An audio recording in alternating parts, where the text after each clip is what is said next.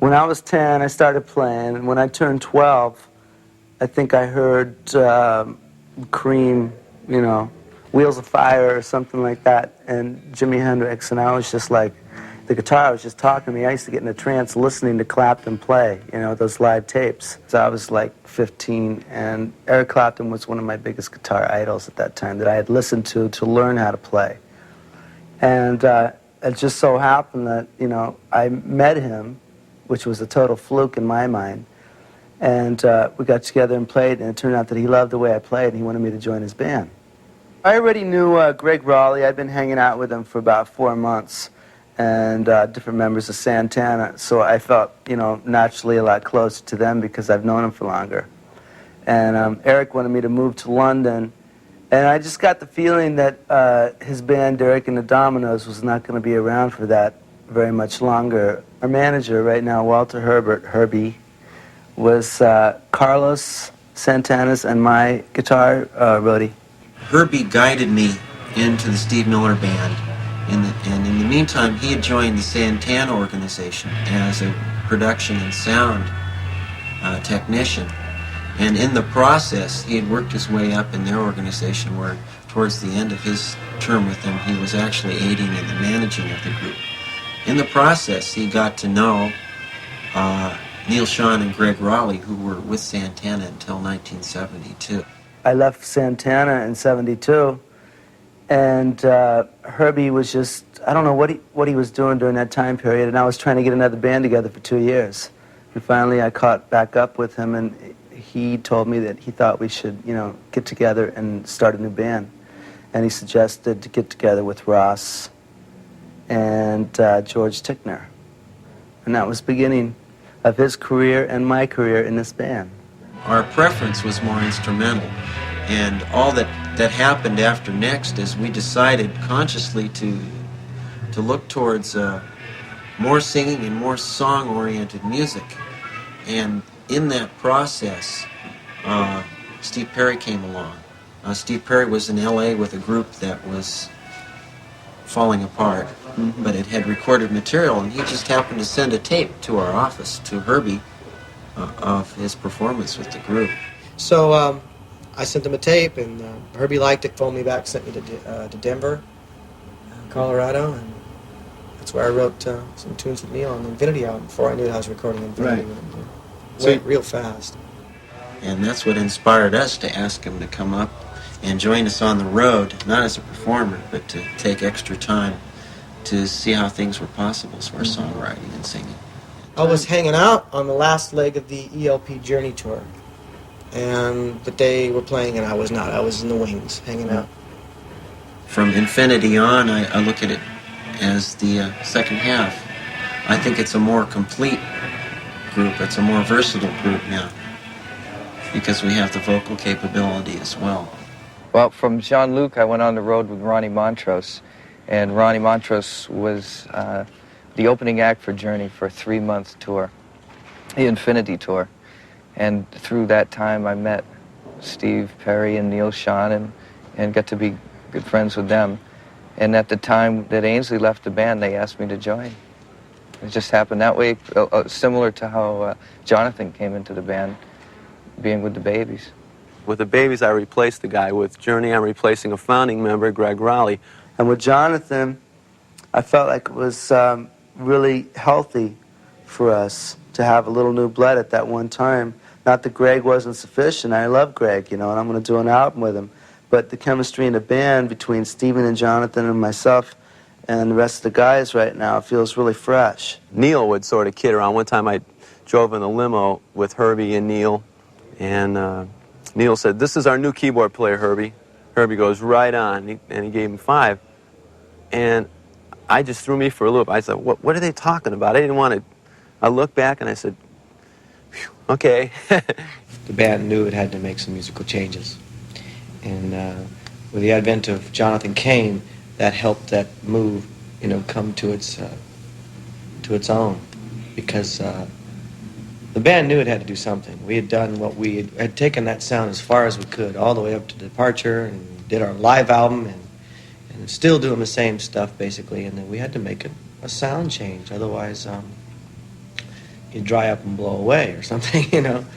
I think musically, though, we're really starting to stretch out.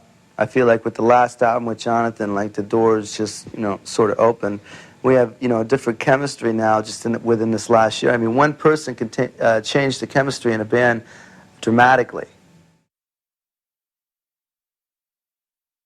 Life on the road is rather rigorous. I can say that it's become a little more comfortable, a little smoother in the recent years, where we've had the popularity and the power to choose where and when we play and how to logistically set it up so it's as smooth and as comfortable and organized as possible. The worst part of the road anymore to me, or just this lifestyle, is certainly not the music or performing for the people. That's the only thing that's keeping me doing it. It's my love for that, and the high that I get off of turning all those people on to myself and everybody else. I mean, I enjoy it because I've done it all my life, but it's really different. I don't have that much time to do other things that I would like to do. When you go on the road, you got a limo driver picks you up, you got someone that's taking you to the airport, and someone that's flying you once you get to the airport, and then the other end you got the same thing picking you up. You never get to drive anywhere. So when I get home, sometimes I think I know how to drive, and I've lost my chops. And I get on the freeway, and it can be pretty squirrely. We have nice hotel room accommodations, and everyone is very cooperative to helping us. We're at a position where transportation is no problem for any of us, so it's not a problem for me. If we were driving around in a van and staying in Motel 6, it might be a problem. But right now, no, it isn't a problem. There's just a feeling of being home. It's home that you just can't even explain. It's just something you miss. Because you're in a hotel every night, a different hotel, a different bed, and different pillows, and different everything. After a while, it can become a little bit of a drag. But once you get out, you get used to it. I think you get callous to it, sort of. This album, I collaborated with Jay on all the lyrics. And I must admit, it's been a very, very fun improvement. We just got a flow going, when you write a song, and it just was so easy. Steve had a line, I had a line.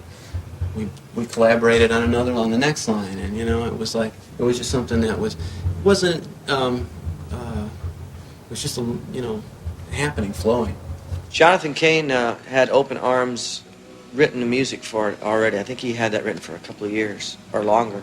And he had submitted it to a few groups he was in, and everybody kind of thought it was too cheeky, was his words, And Steve and I were talking over at the office one day just about women and about relationships and about, love and marriage. It was one of those kind of weird days, And so he said, why don't you come over to the house, we'll write. So I played him this song on the piano, and he fell in love with it immediately. And he says, why don't we just finish it? And I said, okay, let's go ahead and finish it. So I thought it was a great song. I don't care what, they said, As I talked him into working on it. And so he had the music and the melody basically all done. All we needed really was to come up with the lyrical content. And I changed the melody very little, when I finally ended up singing it to adapt it to myself. And the lyrical content came together pretty quick one afternoon in my house with this little piano.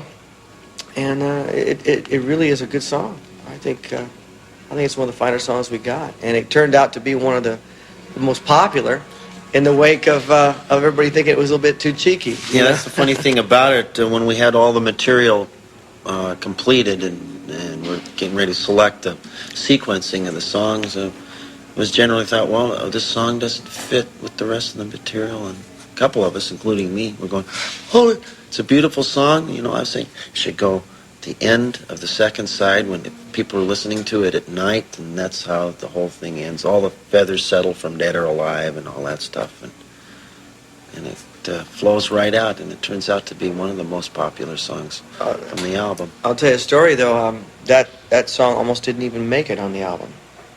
That song almost got dropped because it had so much up and downness. I mean, everybody was going, gosh, I don't know. Well, what do you think? Gosh, I still like it. Well, I don't know if I still like it. And it was going back and forth. It almost didn't make it on the album. Now, that would have been pretty silly, huh? But it did. I like all the songs. I've really, grown attached to all of them.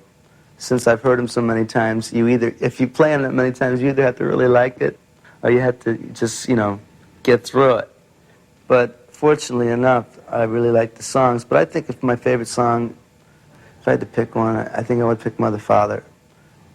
Some of the better songs I think were conceived on the road because it's just the environment. To be able to walk into a big coliseum like that with no people in it, and it echoes real nice, it's inspirational.